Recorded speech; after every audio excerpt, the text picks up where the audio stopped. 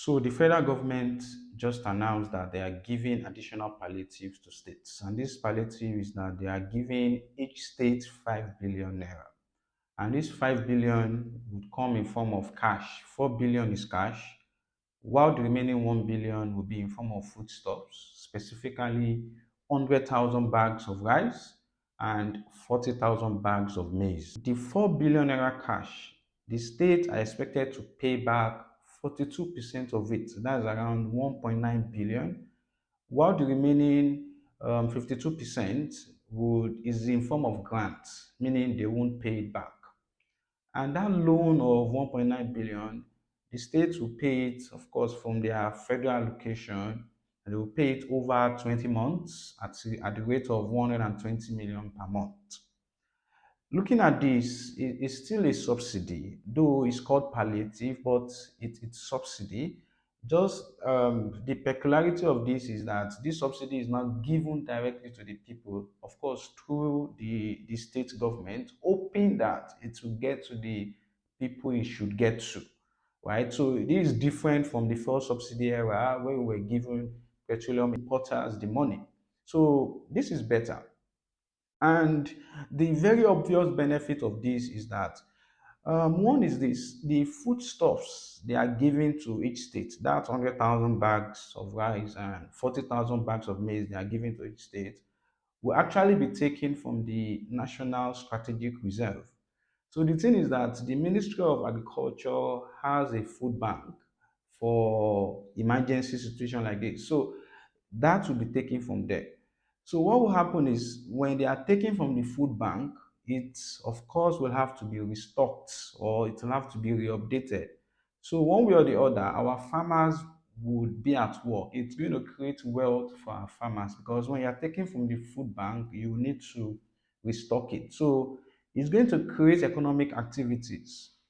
And again, since we are taking from a food bank, that means one way or the other, there will be excess supply since people are not going to be buying from the open market for at least for a temporary period. So there will be excess supply. So in a way, there will be price stabilization. Another one is that they are giving foodstuffs and also cash to the people. When they do this, that means they are enhancing the demand side. The capacity of people to buy will now, of course, increase than it is right now because of high energy costs. So those are the very obvious benefits. However, the flaw is this: they are giving each state 5 billion. Each state in Nigeria are not equal. You cannot give Kano 5 billion, Kano that has a population of well above 10 million, and give Kogi 5 billion. Kogi population is a little above 4 million. So they are not the same. You cannot give each of those states the same amount. So that's a misjudgment. So looking at that, it might not really have the economic impact we want it to have.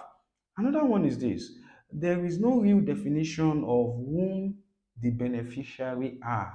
And some states have set up some committee, but again, we find out that recently we had that in Ilorin, they hijacked the palliative center.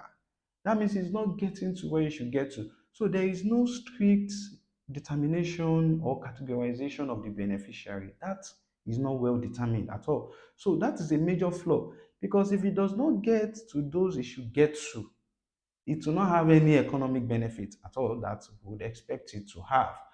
And what one will expect is this: palliative distribution like this should be an opportunity for government to create data.